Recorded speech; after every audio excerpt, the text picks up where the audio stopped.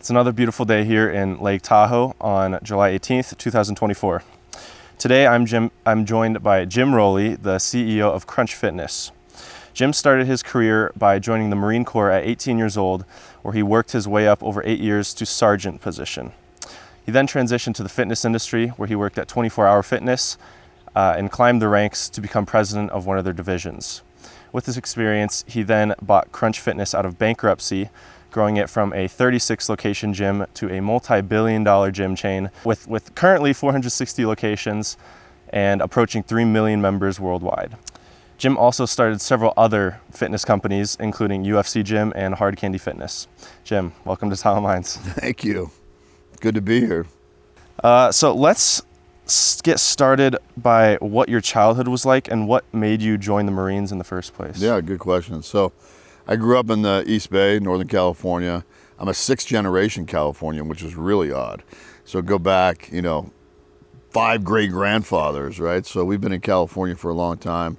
Middle-class upbringing. My dad was a mid-level manager, executive in the newspaper business. So he worked for the Reno Gazette for a long time. So we lived in Reno, and then he got transferred to Oakland, and he worked for the Oakland Tribune. So I was born in the 60s, raised in the 70s and 80s. So everything you see about kind of 80s kids and, pretty simple life, because we didn't have a lot of the distractions from the internet and everything else. You never knew that anybody else had it any better, right? So everybody kind of felt like it was a level playing field. But my father was a Marine, and my grandfathers both retired from the Navy, so more than 20 years in the Navy. But my dad's dad was a corpsman, and the Marines, we don't have medics or doctors. They're supplied by the Navy. So my paternal grandfather, while he was in the Navy, he was assigned to a Marine Corps unit almost the entire 20 years. So he was more Marine than Navy. So I had his influence, my dad's influence. I was a good athlete, but not great. I wasn't a big person, so playing sports in college, while maybe I thought I might be able to do it, it wasn't going to be in the cards. I wasn't interested in going to college, probably because back then your parents really weren't pushing you a lot. They didn't like say, oh, you need to take the SAT and you need to do this. So there wasn't a lot of guidance with respect to that. So because I was relatively ignorant to that process, I joined the Marines at 17. But I would watch every military movie. I would read every book. I was like obsessed with becoming a Marine. Got you. And how was that experience? Did you enjoy it as much as you had expected to? There's not a lot of enjoyment. That's not really the word. You learn to respect it. You learn to admire it. You learn to appreciate it. I've still got good friends that, were teammates of mine in the Marine Corps that I talk to. And I think for me, looking back, it's been 30 some odd years. The big thing is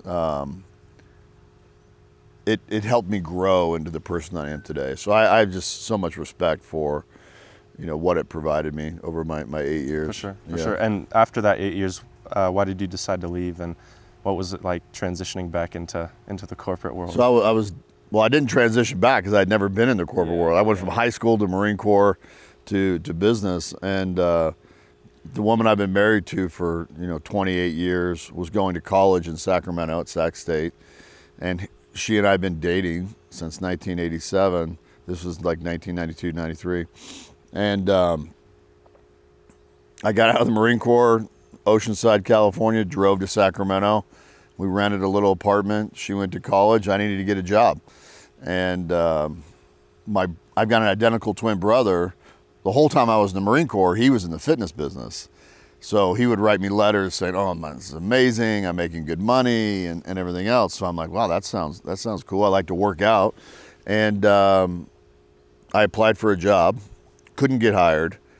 Like they wouldn't even give me an interview, right?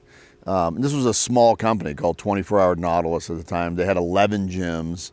It's not like I was applying for, GE here. And so I had to call my brother and say, hey, can you call in a favor for me? They finally gave me an interview, and they were still reluctant. But finally they gave me a chance as a rookie sales counselor. So I had a phone you had to dial, and these things called white pages, you probably never heard of them, where it lists people's names and address. I would just cold call and invite them down to the gym. That's how I started. Awesome. And do you think it's just the lack of experience that made them reluctant to hire you, or? No, I think it was arrogance. Okay. Yeah, but maybe I didn't, because I was, in their mind, only a Marine. I didn't have the transferable skills, but that guy who was reluctant to hire me ended up working for me and then ended up getting terminated. Wow. Yeah.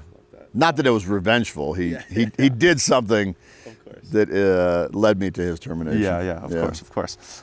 So can you talk about how climbing that corporate ladder was at 24-Hour Fitness over that, 15, 16 year period? Years. Yeah. How was that? Yeah. It was interesting because the company was growing simultaneously. So when I started at the very bottom, we had 11 gyms. Like a month later, we had 14, right? So that's exponential growth in a short period of time. And then through the period of acquisitions, it just kept growing and growing and growing. And I was able to transfer my skills and ascend. But if you ask me what it was like, it was a grind. I mean, it took a lot of grit, a lot of determination. There were a lot of people doing the same thing I was, all vying for promotion, right? So you go from like rookie to assistant, from assistant to general manager, district manager, and so forth. And I just kept grinding. And all the while having kids, being married, doing those things. And to be honest with you, because I didn't have a college education, there was like this dogged determination in me to just outwork everybody, outperform, and so forth. And that's just kind of how I've been. And I read a lot. I consumed a lot of sales books and psychology books and marketing books and everything, so I could accumulate as much information as possible. And everything else is grit. Yeah. How bad do you want it? Yeah. And do you think the military is a big part of why you had that determination and grit? I do. Yeah. And what other aspects of the military do you think helped you in the corporate world? Well, look, the Marine Corps has been around for 250 some odd years, and imagine let's call it a business, right? The military complex. They take 18-year-olds from all over the U.S. who have quite often nothing in common, right? They mold them into their own Marine Corps likeness repetitively, and they get them to prepare, from a practical standpoint, technically, physically, to get along with each other for the most part, in the event they have to go to war and risk losing their life, right? So imagine what it takes to do that. And they base it a lot on responsibility, courage, in the face of the enormous threats, being able to make good decisions, being strategic, being communicative. So when you think about strategy and communications and planning and responsibility and courage, those are things you need in business too. So the intersection for me was just apply the skills that I had learned and continue to, kind of drive the same behavior. The problem was in the beginning is I was too militaristic and scared a lot of people, intimidated a lot of people, things like that. But over time I've softened that. Yeah, got you. And so you started at the very bottom of 24-Hour Fitness to eventually buying Crunch Fitness out of bankruptcy. Mm-hmm. How long did it take you to, get the business acumen and also some of the capital to be able to do that? Yeah. The business acumen, I always say, you get promoted to your highest level of incompetency, and then you have to, you get very competent, then you get promoted, and you're like, oh, now I'm incompetent. So you've got to adapt, and you've got to really lean on yourself. I think you've got to be intensely focused on your goals. You have to develop good teams, and all the things you mentioned, like created UFC Gym and Hard Candy Fitness, buying Crunch. None of that was by myself. It was with incredible teams of people that I trusted. I've got an amazing business partner who was the founder of 24-Hour Fitness. So he founded that company. I was an employee for his for 16 years. And then he tapped me on the shoulder and said, hey, do you want to form a new company? And that's when we left 24-Hour Fitness and formed a company called New Evolution Ventures. And so he saw promise and he saw success and he saw these things, and then he was creating an opportunity for me. So I've had a lot of opportunities along the way, which creates even more pressure, because when people give you an opportunity, if you're a good human, you want to live up to the expectation, right? So I learned a lot along the way. There wasn't a lot of teaching. A lot of it was self-taught. Like the things that they should be teaching you in college, I was learning on my own about, how to set up a profit and loss statement, what a balance sheet looks like, how to borrow money, what's it like to get debt? What should your debt service be? What should your debt leverage be? Yeah. I had to learn that stuff on my own. But we were fortunate because we had a good reputation. So the person that owned Crunch at the time called us and said, hey, we've got this business. It's not doing well. Will you come take a look at it? So we flew to New York, took a look at it, and we said, it's a mess. Like you should probably, put this thing into bankruptcy. You don't have the systems in place to recover. Flew back to the Bay Area. Within a day, they called and said, will you help us? So it's not just like, oh, it was on the auction block and we bought it. The person that owned it and had the majority was failing and said, will you come manage this? Will you partner with us, become owners? And I said yes, and I stepped in as the CEO and partner, and that was in 2009. So ironically, I was doing this math. So I was with 24 for 16 years, and now I've had Crunch for 16 years. But along the way, I developed other concepts, like you said, UFC Gym, things like that. Yeah, for sure. Yeah. And what was that little company that you guys started, you and your business partner started, New Evolution Ventures, yeah. Lafayette, California. Yeah, which you're familiar with. Yes. Yeah. So the idea was to kind of take our years of fitness experience and take capital. My partner was quite successful, and just start to deploy capital. So we made an investment in a company called YogaWorks. We started a company called Steve Nash Sports Clubs in British Columbia. We franchised our own crunches in Australia. We did a deal with Madonna called Hard Candy Fitness. We launched the UFC Gym with another partner of ours. So we were just incredibly active all over the place. And so at one point, I was running 6 fitness companies, and Crunch was one of them. And then we sold Crunch in 2019, and a condition of the sale was that I would come back as an owner, as a partner, and be the CEO. So I stepped down in 2019 from those other fitness companies. My partner is managing those for us, and I'm just intently focused on Crunch now. Got you. And what did the deal structure look like when you bought Crunch out of bankruptcy? I know you partnered with another firm. Yeah. So our partner was Angela Gordon out of New York, and we did what's called a 363. Like you hear a lot about Chapter 7 and Chapter 11, but there are a lot of forms of bankruptcy. So a 363 is essentially that the ownership kind of takes it out, and you go through the bankruptcy process, through the bankruptcy courts, and they're able to divest some of the things that are stressing the business, but they actually get to take it back out of bankruptcy as well by forming a new business plan, having fresh capital, new partners and things like that. So my partner and I came on with them after they had put it through bankruptcy. Okay. I mean, we were along for the ride, but yeah. Yeah. And so we'll talk about Crunch more now. First of all, you said it was a mess, but what do you think immediately had to be done? You said there's a lot of things that were going wrong. The marketing plan wasn't efficient or effective. Their sales strategy wasn't efficient or effective. They didn't have the right personnel for the most part. Some of the people that they had, I still have with me, but I can count them on one hand. Yeah. So we got rid of the CEO, we got rid of the CFO, we got rid of the head of human resources, and several other people. It wasn't a surprise while it wasn't making any money, because it just was. If your strategy's wrong, your marketing plan's wrong, your sales plan's wrong, and your people are wrong, you're generally not going to get it right. Yeah, that makes sense. And was it succeeding before and then it started to fail, and then that? Yeah, that's a good question. So it was never a massive brand in terms of geographical footprint, but it was massive culturally, because the guy that founded the company in 1989 did a really good job pivoting from traditional fitness and saying, I want something different. Like all these other gyms exist, they're all the same. I want something that's different, that's more irreverent, more interesting, more appealing to people of all walks of life and so forth. And he developed this philosophy called no judgments, which meant you didn't have to look a certain way or be a certain person to be a member of our gym. You could be kooky, crazy, whatever. You could be a stockbroker or you could be a janitor. He wanted a gym that fit for everybody. And that was the basis. But what happened was it got wildly popular in New York City, so it was featured on Sex and the City.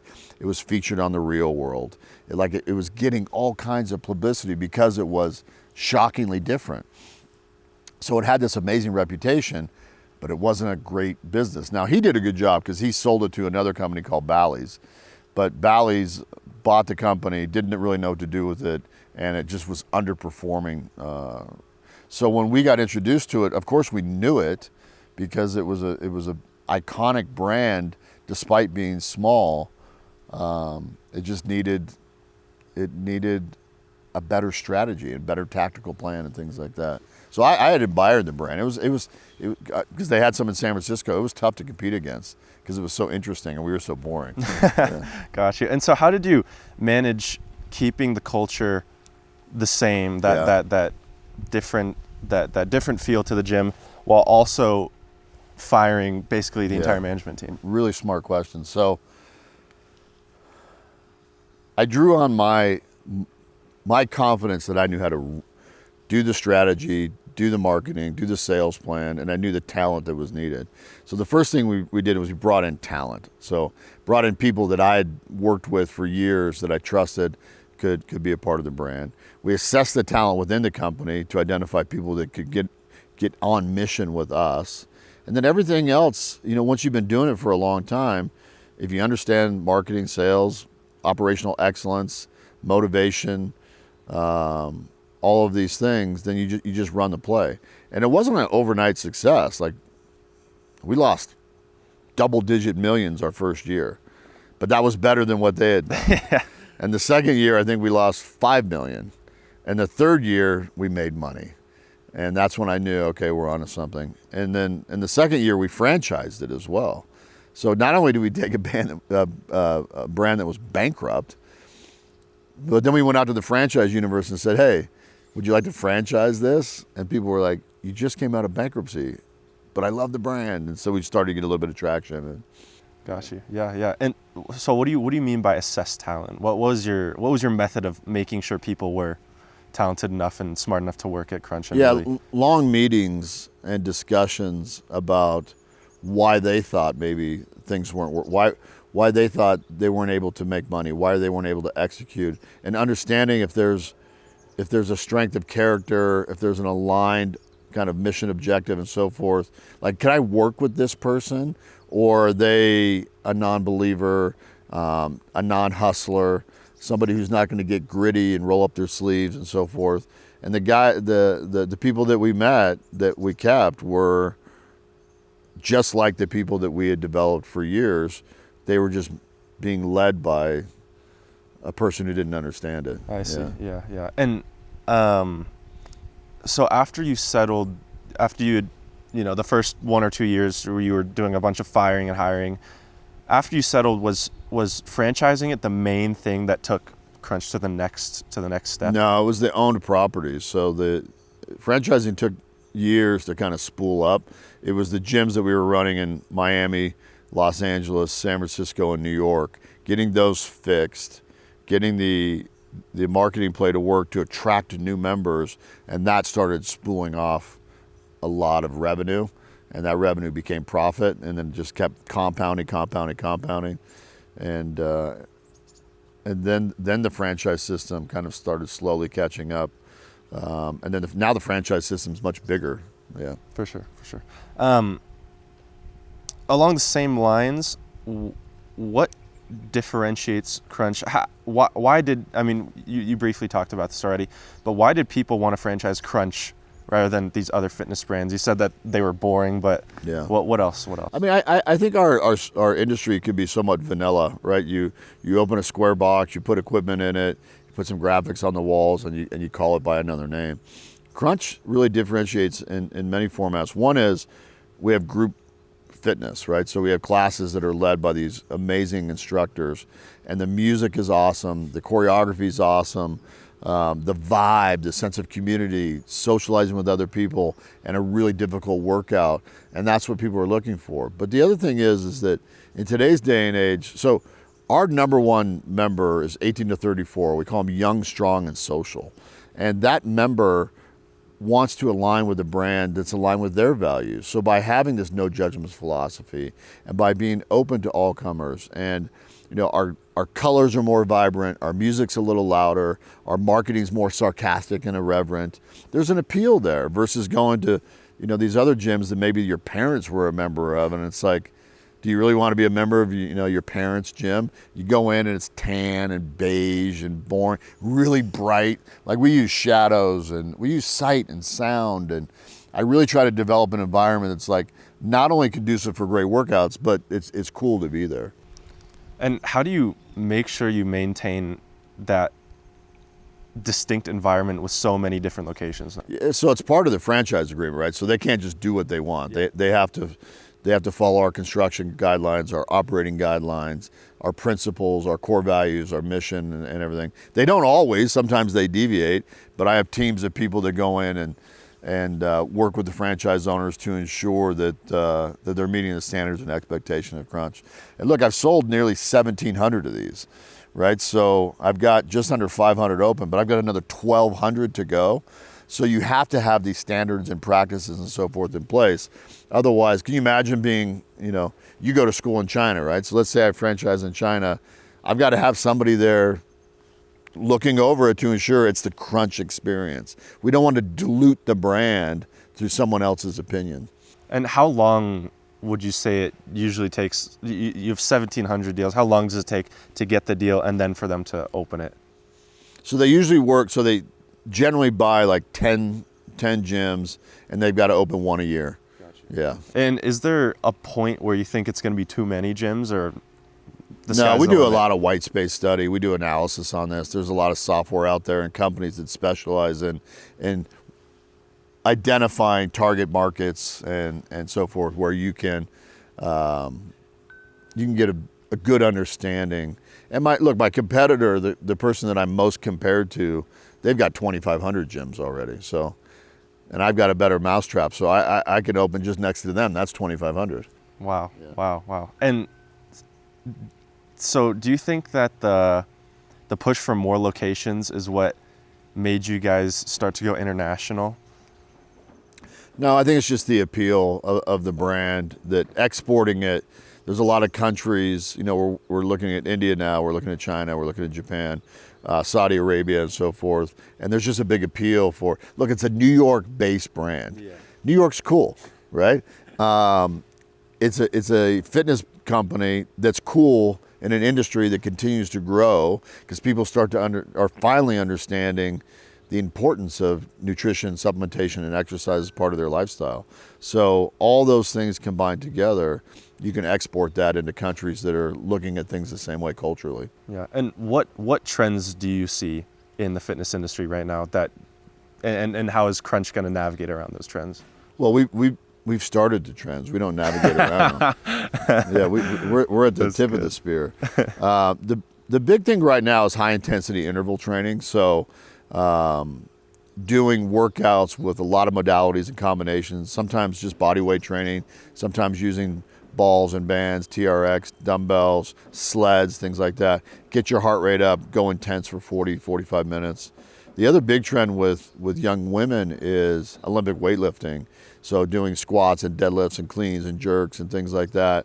Because the image, I believe, and we've surveyed them, the image of the female body now is not skinny, it's strong.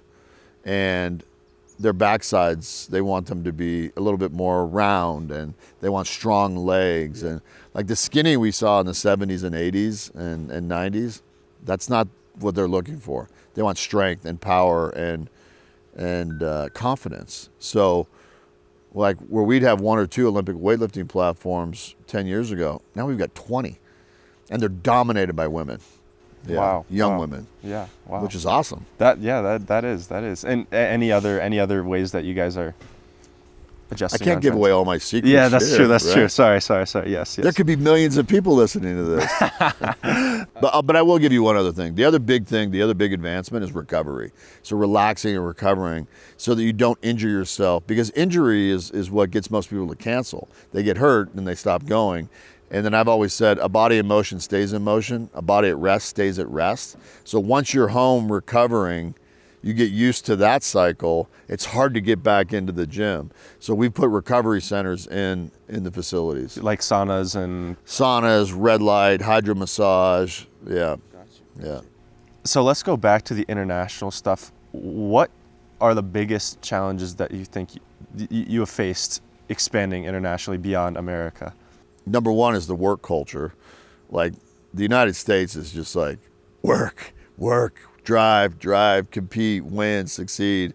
There are a lot of other cultures where that's not necessarily the mentality. It's not a gritty mentality. The other big thing is that like colors and numbers, like there's a lot of symbolism in other cultures where if my colors are purple and so forth, but then I go to parts of Asia, purple's a very negative color, right? So there's contrast and things like that. Salesmanship. In the United States, you can sell and present in a certain way. In other cultures, that might be offensive, right? In the Middle East, we've got some countries where we have to consider men and women not being able to work out together. Even in the United States, now we've got a lot of considerations with locker rooms and who can use a locker room and things like that. So there's always something that you have to consider. But the number one thing going international is choosing the right partner. Yeah, you've got to really have a strong partner who understands the dynamics, the real estate, the pricing, marketing, the culture. So if I go into Japan, I'm not going to go do that myself. I'm going to have a franchisor or a master franchisee that's Japanese, that really understands all of those things. So we don't have to learn on the way. Yeah, and how do you find that right partner? That's the hardest part, because they have to be well capitalized too, right? That's the hardest part. So a lot of interviews, a lot of meetings, a lot of vetting, and then looking at their historical reference too. So if they're in Japan and they brought McDonald's to Japan, or they brought Levi Strauss or Nike to Japan, or they've opened hundreds or thousands of units, you can get a pretty good guess. But it's a lot of getting to know people. Yeah. And what are the signals that these people give to you during these interviews and meetings that kind of push you over the edge and say this is the right person? Yeah, it's interesting because I don't usually look at people's resumes much, even in their professional resume. We're not hiring these people, but there's still a resume associated with. I want to spend time like this, and I want to know background stories.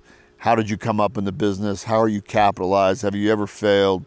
What does success look like? So I ask a lot of questions really more about kind of the integrity of the human instead of the, what they're going to tell, all the good things they want to tell me.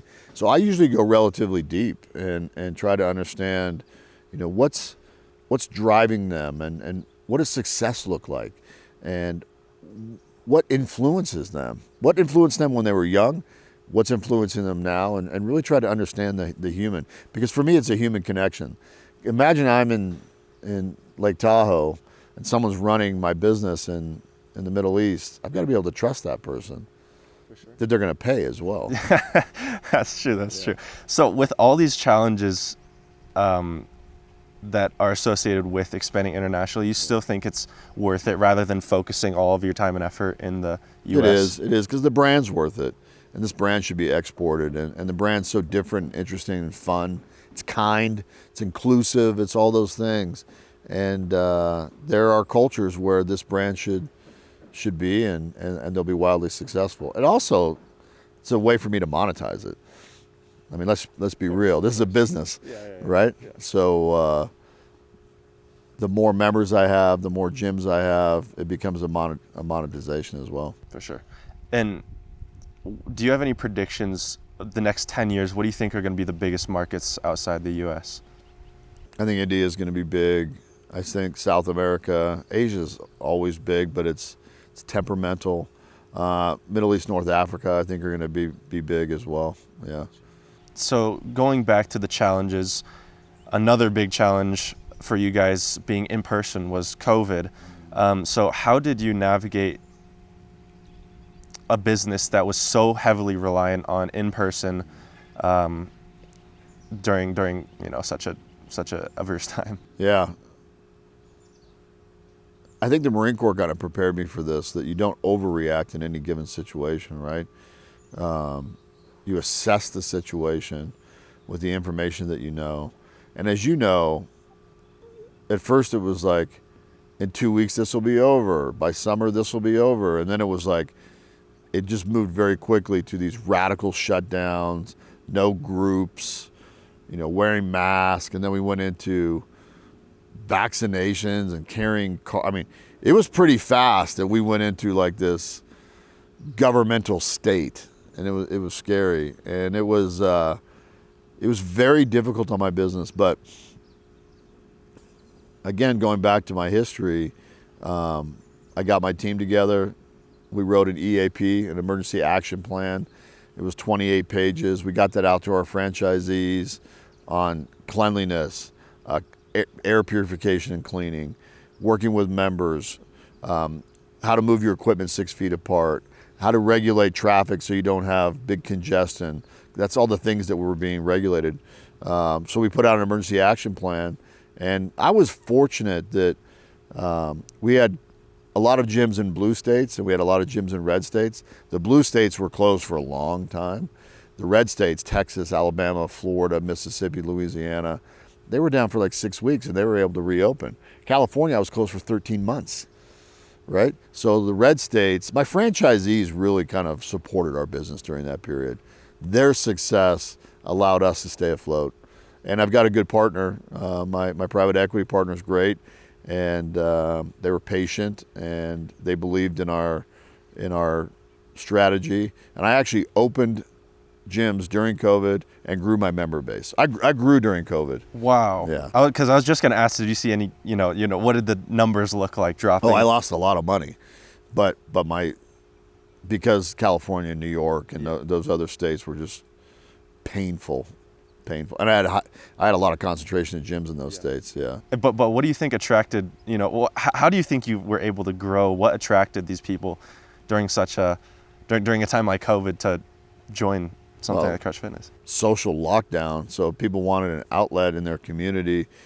A lot of people, imagine living in an apartment and not having a gym, or living in a confined space. And then, I don't know if you know this, but during COVID, you couldn't get a dumbbell in, you couldn't buy anything. Everything was sold out, right? So when the gym started to open in the red states, people flocked to them. And, we were fortunate. I've got great franchise owners, and they really they buy into our business plan. Yeah. So what does a normal everybody that I talk to on here, I asked, or not everybody, but some of the people I talk to that I asked this question, it's totally abnormal, but what does a normal day look like for you, a CEO of a multi-billion-dollar company? I mean, it's not that glamorous, to be honest with you. There's a lot of meetings. So it's discussions on strategy, it's problem solving. I work as the CEO a lot on the vision of the company, so a lot of it's strategic initiatives that we're working on that have 3 years to them. It's conversations with my chief financial officer, conversations with the president of the company, and then there's always ongoing things that you're working on. So I've got regular updates on marketing, and I work 3 or 4 months ahead, right? So we develop an annual marketing plan, but over the course of the year, I have a standing meeting with my team, my marketing teams, and I'm working, like right now we're working on September, October, November, right? So we're working, what do we want to do in these months? When you're sitting in July and you're working on November, it's kind of a weird deal. But and then I've got a senior team of 7 or 8 executives that, with any business, you're always putting out fires. You're always working on tax matters, legal matters, personnel matters, strategy, marketing. And then we've got 76 franchisees. They have needs as well. And then we're opening 1 gym a week, so there's always a new gym opening, right? and then you've got social media. So I mean, I work on so many different things, but a lot of it is strategy. Right now I'm focused on, like, I'm not even thinking much about 2024 anymore. I'm really focused on 2025. But we're rolling out new initiatives. We're designing a new club concept. There's so many different things. I think I've got 45 initiatives we're working on. So they require ongoing, we're doing a data warehouse, we're doing a consumer data platform, we're doing work with big national, international companies that we're developing strategies with. And those things take time. So you're on calls and you're on Zooms and you're on meetings and so forth. Yeah. Is it true that there's, a few big things every single day that you have to really put your time and energy in? Like a couple big problems that you have to know how to solve every day. Is that a true statement? I wouldn't say every day. That'd be 365 big problems a year. That'd be a lot. There are definitely fires that break out continually, and I think you've got to rest on your history of good decision making. And I've been here, done that.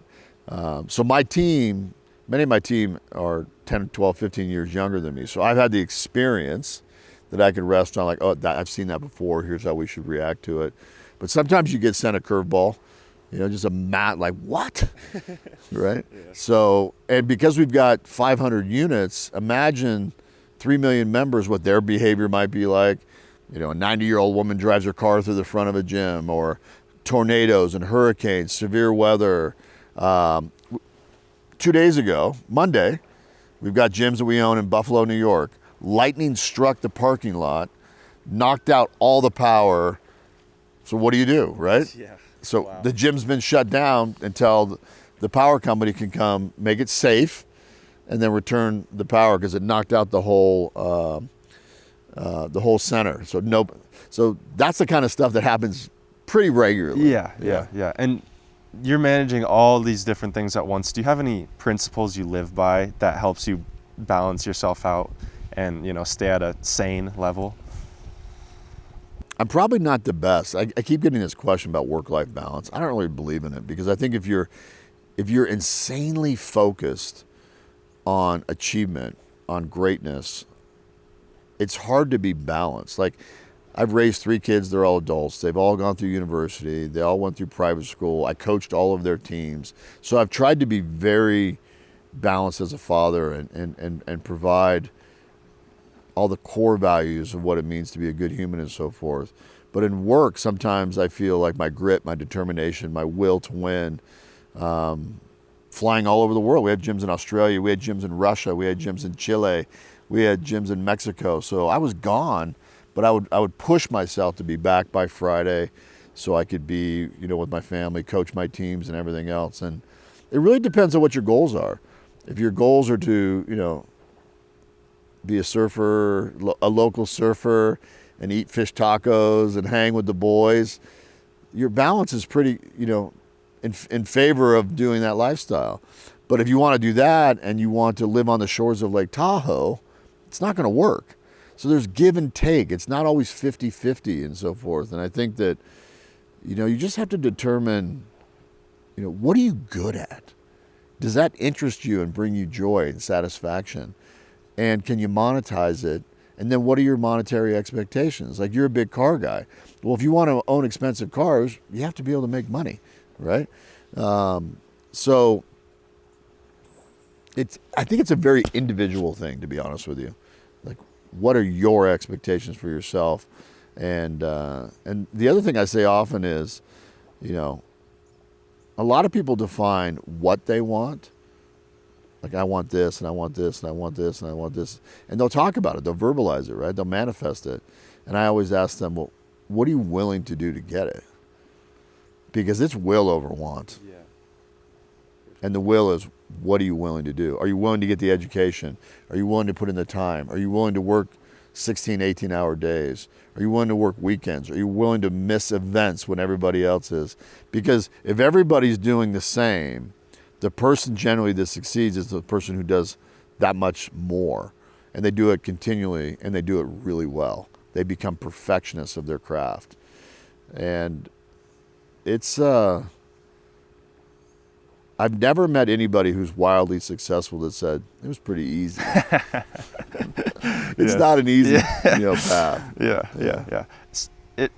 I know a lot of people watching this want to figure out what they're good at, and myself included. Yeah. Do you have any tips or advice for someone young who wants to figure out what they're good at? Explore everything that your imagination brings you in your 20s.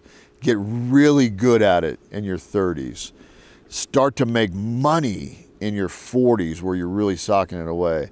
Invest all that money in your 50s so your 60s, 70s, and 80s are just pure joy and bliss, right? So I would say, like a lot of people I meet are so focused on making a ton of money in your 20s. Money was never important before. It wasn't that big of a deal, right? Like, did you have a good job? Did you have a cool job? Was it fun? And were you growing? Was there opportunity? Yeah. Identifying those things in your 20s and doing a lot of exploration, I think, is the best thing you could do. Don't be so focused on career and money and all these things that you piss away your youth, your vitality, your energy, your ability to pick up and go anywhere, right? Because you don't generally have a family, you don't have a home, you don't have all these trappings that hold you down. And then in your 30s, get really skilled, sharpen your skills, and surround yourself with good people that are testing you and pushing you. And then in your 40s is where the income starts to come in.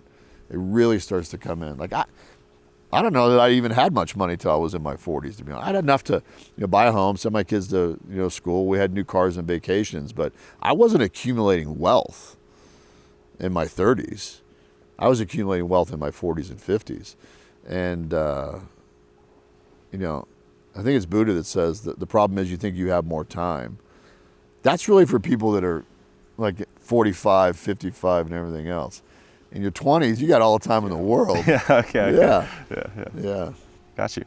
I do want to talk to you about cars. Yeah. Because you are also a huge car guy. Yeah.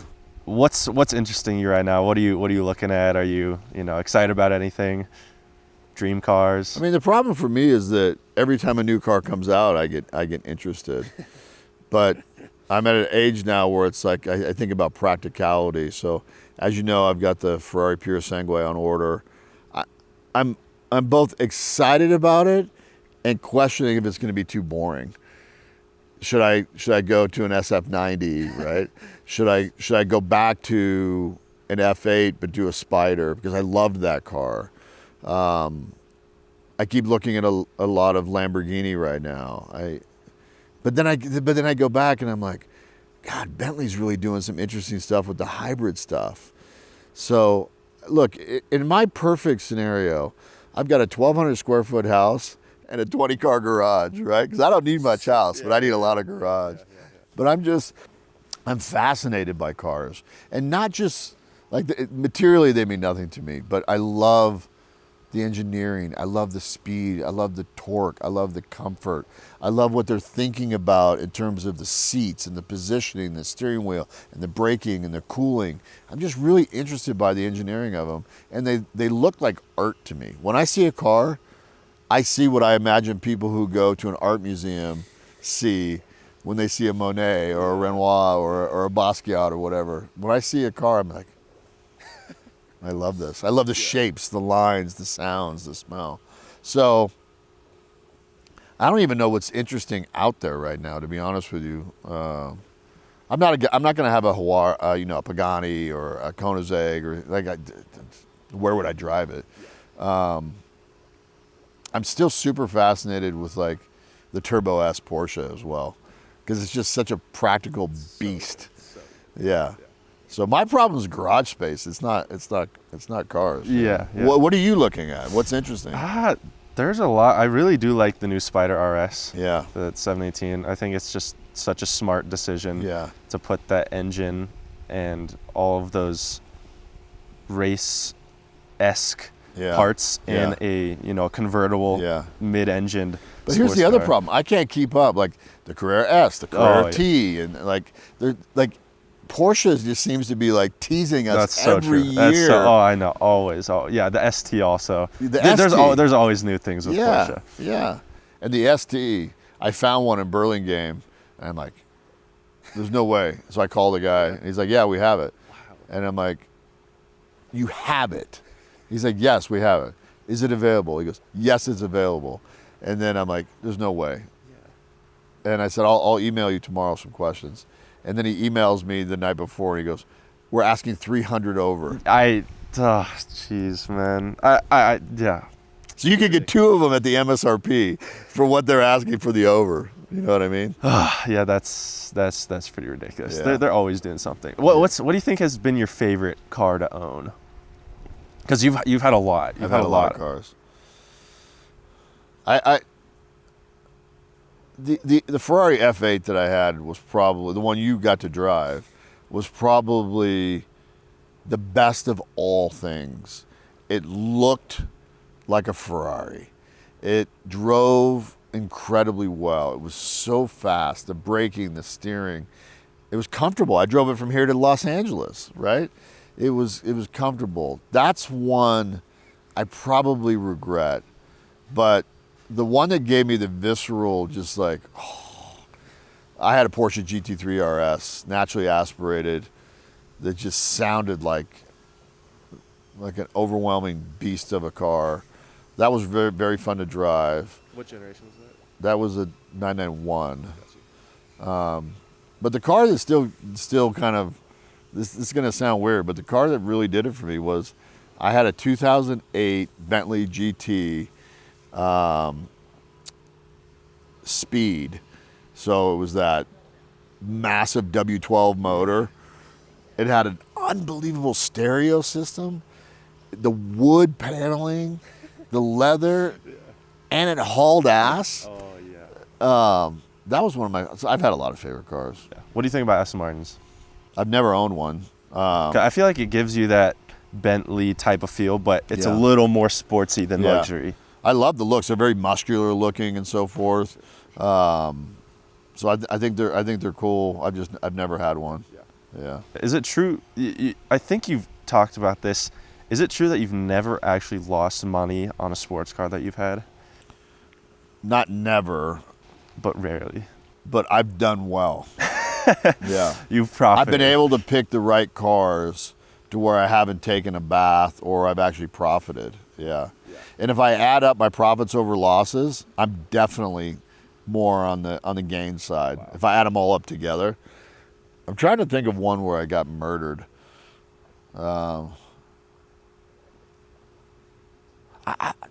I can't think of one because I've been pretty good. Like I even with, like, I had a Ford F-250 that I bought for 70 grand, drove it for 4 years. COVID hit, the used car market went crazy. I sold it for like $85,000. A 4-year-old truck. Oh, yeah, that's pretty crazy. That's crazy. All right, so we'll wrap up. I'm sure I could talk to you about cars for a lot longer, but we'll wrap up. And I'll ask you the same question I ask everybody at the end of the podcast. If you could go back and give your 20-year-old self one piece of advice, what would it be and why?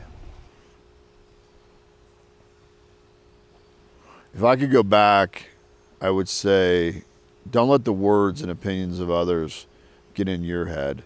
If you can be controlled by words, you can be controlled by anybody. And you have to stick to your guns, stick to your path, be true to yourself. And I've tried to do that a lot, but I think in my 20s, my mid-20s, I was so hell-bent on beating everybody that I'd even watch their negative behaviors. I'd watch them win at things and everything, and I was just so competitively driven. It probably took me off my game a little bit because I maybe focused too much on them. Just focus on your own path, and you know, everybody always asks, like, what books should I read and what this? Just fucking work hard, man. Work hard. Find a way, you know. And I had this saying that I shared with my teams years ago, and I didn't create it, but it's called FITFO.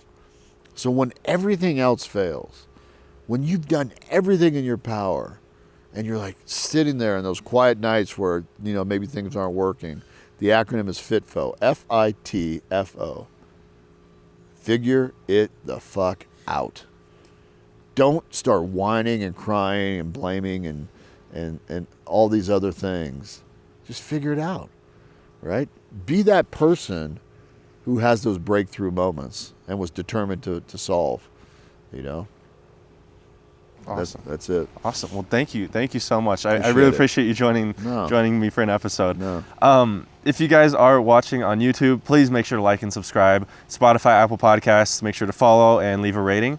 And share this episode with 1 or 2 friends who you think would be really interested in Jim's journey in the fitness industry and just being an entrepreneur in general. And I will see you guys in the next episode. Thank you so much.